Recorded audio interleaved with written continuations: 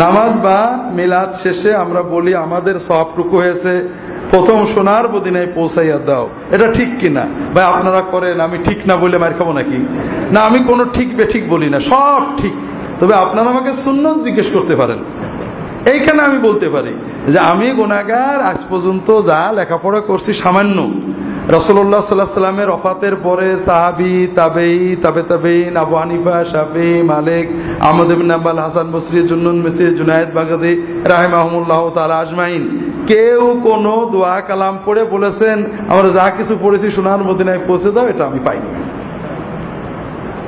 2 নম্বর কথা হলো, এখানে আরো কিছু আমার প্রশ্ন আছে। আপনারা ভালো কাজ করেন, আমাদের কোনো আপত্তি নেই, কিন্তু আমার প্রশ্ন হলো যে আমি যখন পড়ছি আমি মনে মনে নিয়ত করছি যে এই দরুদটা নবীর জন্য, নবীর জন্য আমরা 10 বার দরুদ পড়লাম। মনের নিয়ত আমার ছিল নবীর জন্য, পড়লামও নবীর জন্য।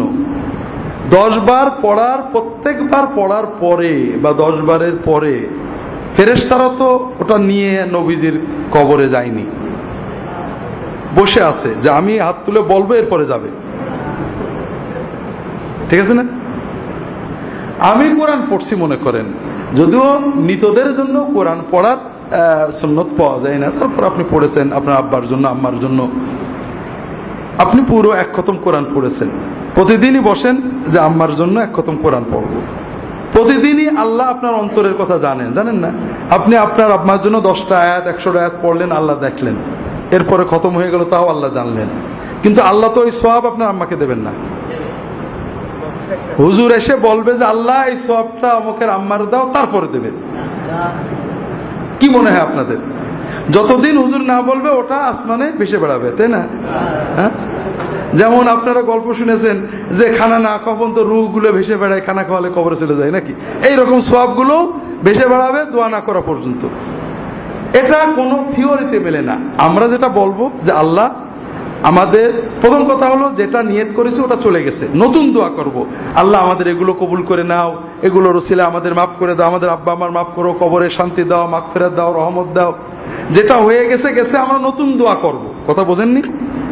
যেটা বাপমার নিয়তে করে ফেলেছে ওটা চলে গেছে। তো আমরা বড় জোর নেক আমলের ওসিলায় আল্লাহর কাছে আরো চাইতে পারি, আল্লাহ 100 বার দরুদ পড়ছি, এই দরুদটা কবুল করে এর ওসিলা আমার আব্বা আমার মাফ করে দাও, আমাদের বিপদ কাটিয়ে দাও, আমার আব্বা আমার রোগ ব্যাধি ভালো করে দাও। আল্লাহর কাছে নতুন নতুন জিনিস চাইতে হয়।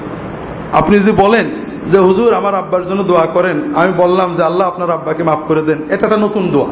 আর আপনি যদি বলেন হুজুর আমি আব্বার জন্য 2 খতম কোরআন পড়েছি, আমার বকশে দেন, তার মানে হলে এতক্ষণ আপনার আব্বা আমা পাইনি, আমি না পড়লে পাবে না, এটা তো হইল না। এই জন্য আমি আমার পড়া মতো সুন্নতে পাইনি যে সাহাবী, তাবেঈন, তাবেঈন কেউ কোন দোয়া কালাম দরুদ কোরআন পড়ে বলেছেন যে আল্লাহ এগুলো সব অমুক অমুকের পৌঁছে দাও, আমি পাইনি। আপনারা যদি কেউ পান আমার দেবেন যে সাহাবীরা এরকম করে বলেছেন, অথবা আবু হানিফা বা শাফিঈ, আহমদ, মালিক বলেছেন, আলহামদুলিল্লাহ, আমরা তখন তো শুরু করে দেব ইনশাআল্লাহ।